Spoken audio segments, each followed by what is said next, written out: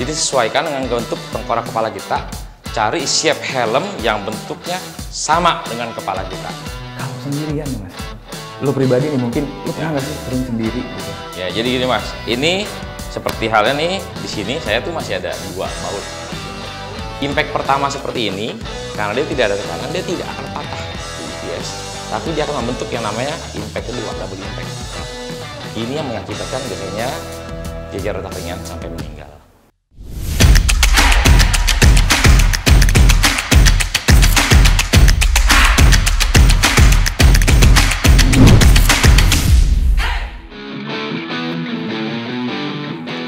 Alright, guys, kita kembali lagi di episode depan Mind You, teman-teman Mind Enthusiast.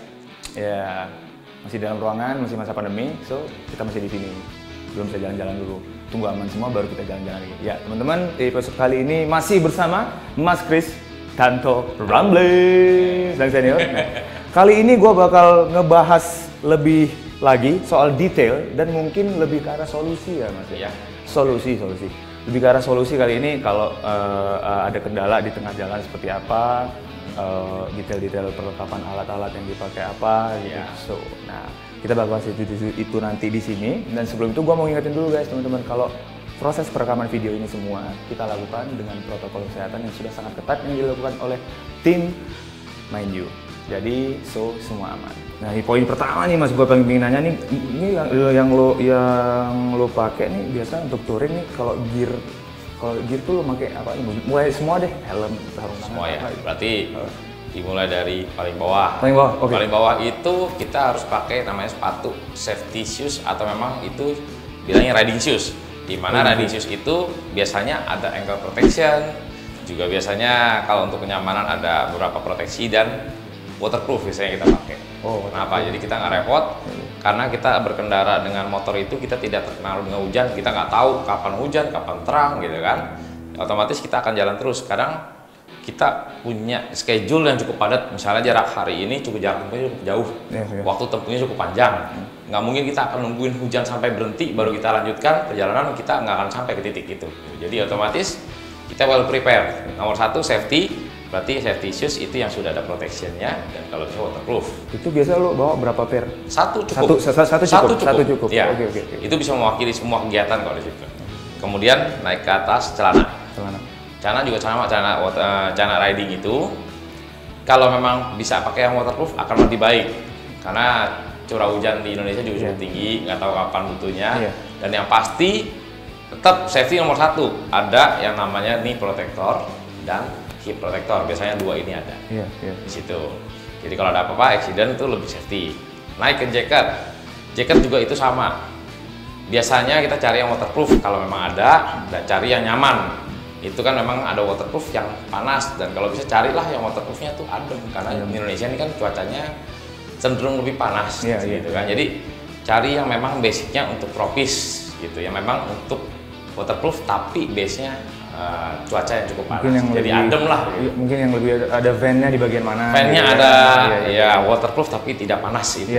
Dan tapi harus diingat juga soal safety, itu ada yang namanya protection atau protektor di bahu, di siku, di belakang, dan juga di dada, chest protector. Titik-titik yang krusial ya Mas ya, kalau buat kecelakaan atau ada benturan. Yes, betul. Itu yang fatal biasanya kita amankan di situ. Di tangan sama, glove juga cari yang nyaman. Glove itu didesain tidak untuk kita ukur pada saat kita dengan kondisi tangan lurus seperti ini.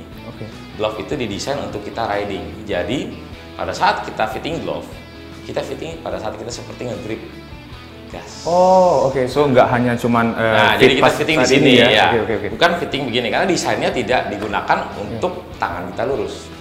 Tangan kita ini misalnya grip gas. Jadi kita anggap kita ini gas, kita grip tangan begini dan di sini jangan sampai nempel. Kalau nempel, otomatis peredaran darah kita tidak lancar. Suatu saat akan rasa kesemutan. Yes. Berarti mungkin nyari yang agak lebih gedean sedikit. Dikit, tapi jangan terlalu besar. Kalau besar juga kan banyak nyangkut gitu kan. Tapi yang pasti protektornya juga sama, ada di sini lengkap, ada palm sider itu juga ada. Itu lebih safety. Nah, faktor yang paling penting dari semua itu adalah di kepala. Karena bagi saya saklek kalau soal safety kepala itu buat saya pribadi itu tidak ada kompromi karena sebagaimanapun accident itu kalau memang badan kita utuh, kepala kita cacat itu useless. Yes. Tapi kalau yang lainnya kita tetap proteksi, seandainya ada apa-apa, kepala kita masih normal, pola pikir kita normal, kita masih bisa hidup dengan baik. Ya, jadi gini Mas, ini seperti halnya nih di sini saya tuh masih ada 2 baut di sini. Mas. Saya ada kecelakaan. Tapi saat kecelakaan itu ya yang berdampak sampai sekarang ya mungkin kaki saya tidak akan bisa terlalu balance jalan. Tapi kepala saya memang waktu kecelakaan tuh sebetulnya helmnya pun parah, tapi tidak ada gangguan gegar otak ringan atau apapun. Jadi sampai saat ini saya masih bisa merasa hidup normal gitu. Jadi dari kesemua safety gear yang paling penting bagi saya adalah helm. Helm itu kalau bagi saya pemilihan helm tepat itu bukan soal merek ataupun apa, tapi yang pasti ada 3 poin. Poin pertama safety, comfort, yang kedua, ketiga baru style. Jadi urutannya tidak boleh dibalik, style itu terakhir. Style terakhir. Setelah 2 faktor safety dan comfort ini terpenuhi. Faktor safety itu kalau dibilang kita helm yang paling banyak dipakai bahan dasarnya adalah termoplastik dan fiber komposit. Nah, usahakan ambil yang fiber komposit. Yang kedua, di dalam faktor safety ini kita punya standar tertinggi di dunia saat ini untuk sebuah sertifikasi helm, untuk standar safety yang sebuah helm adalah Snell. Usahakan yang bersertifikasi Snell. Snell. S-N-L-L-L. Snell. Itu adalah standar sertifikasi tertinggi di dunia saat ini untuk sebuah helm untuk jalan raya. Itu. Yang kedua, faktor comfort. Kepala kita orang Asia kebanyakan bulat. Itu bilangnya round, turun oval. Kepala orang-orang Eropa, Amerika kebanyakan tuh dia mulai dari oval to long oval. Jadi sesuaikan dengan bentuk tengkorak kepala kita, cari shape helm yang bentuknya sama dengan kepala kita. Jadi kalau emang kita kepala Asia, coba carilah helm Asia.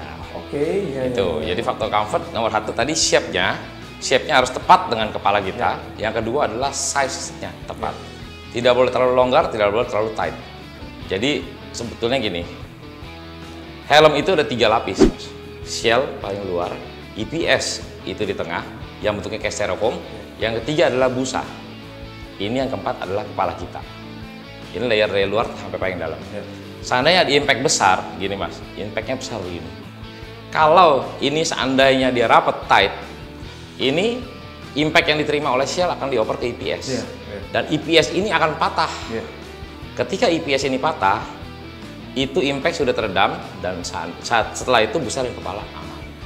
Tapi kejadiannya seperti ini seandainya helm terlalu longgar. Impact pertama seperti ini, karena dia tidak ada tekanan, dia tidak akan patah di EPS, tapi dia akan membentuk yang namanya impact kedua, double impact. Ini yang mengakibatkan biasanya gegar otak ringan sampai meninggal. Wah, kalau misalkan ada yang ketinggalan nih Mas? Ketinggalan? Kalau misalkan ketinggalan nih, jadi, mungkin kita yang di rombongan mungkin nggak panik ya. Mungkin yang ketinggalan nih, yang ketinggalan mungkin kita nggak tahu dia udah baru pertama kali join atau gimana. Mungkin dia panik atau gimana tuh biasanya gimana sih Mas? Jadi gini, kalau emang kita mau touring gitu biasanya sebelum touring kita download ada aplikasi kalau ada software itu dimana kita bisa lihat live location kita masing-masing satu. Kedua kita share yang namanya checkpoint kita hari ini, checkpoint pertama, kedua, ketiga sampai ke hotel itu ada kita share semua. Dan yang pasti setiap rombongan kita punya namanya road captain, sweeper, dan safety officer. Itu pasti ada 3. Jadi 3 ini selalu menjaga rombongan. Road captain di depan, di depan. Seandainya ada apa-apa dari situ, dari belakang pasti ada yang ngomongin, tolong tahan dulu, belakang tinggalan. Kita akan turunin speed, mereka masukin grup lagi. Dan yang paling belakang ada sweeper. Safety officer ini tugasnya bisa ngecek satu-satu, maju mundur. Seperti itu. Jadi boleh dibilang kalau kita dengan rombongan itu sudah pastikan tidak ada yang tertinggal karena ada sweeper paling belakang. Gitu. Jadi kalau kemungkinan ketinggalan sih hampir jarang lah, hampir nggak ada lah ya, karena kita emang ada peraturan bahwa yang paling belakang tetap adalah sweeper. Kalau misalkan ada yang kecelakaan nih atau jatuh gitu, kita nggak pernah tahu kan.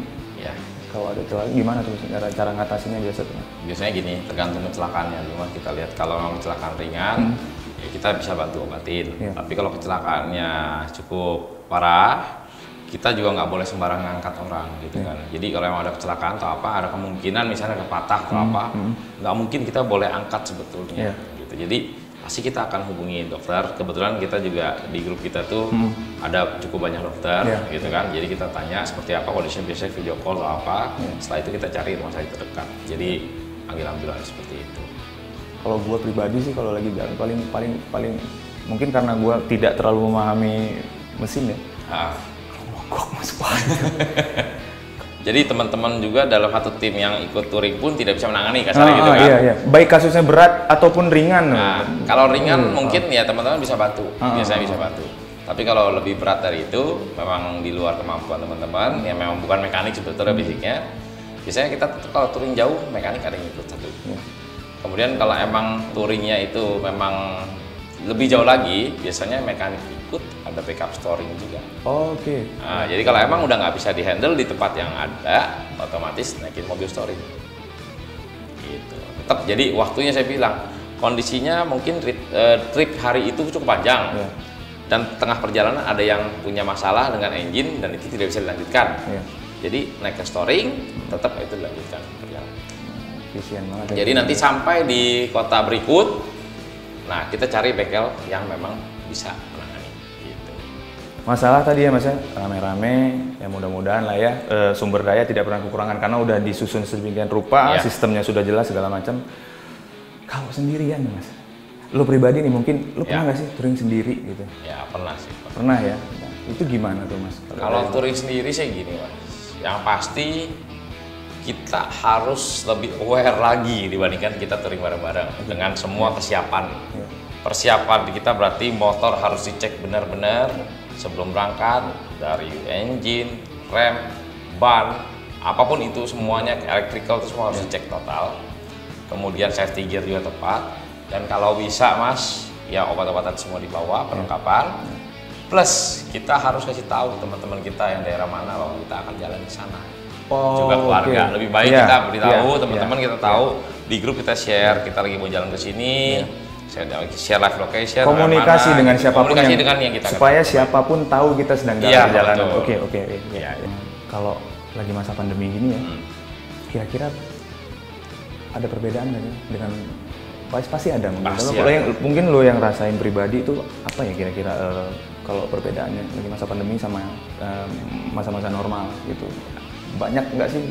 Banyak bedanya banyak. Jadi kalau normal mungkin kita teman-teman udah biasa lah, teman-teman main juga pasti tahu touring gimana, funnya seperti apa gitu kan. Tapi kalau emang kondisi dalam pandemi ini benar-benar ya kita harus sesuai dengan protokol kesehatan, CHSE-nya harus dijaga gitu kan. Sebelum dan sesudah. Sebelum, dalam acara dan sampai setelahnya semuanya. Gitu. Jadi dalam perjalanan sebelumnya kita udah semuanya harus PCR sebelum berangkat. Pada saat perjalanan yang namanya 5M harus dijaga selalu. Kemudian menghindari kerumunan. Jadi boleh dibilang kemarin saya baru berangkat Mas, itu di Bukit Tinggi saya kaget luar biasa. Jadi di Bukit Tinggi itu ada jam gadang, biasa ikonnya Sumatera Barat kan foto di situ jam gadang. Saya malam jalan kaki, lagi mau foto di situ.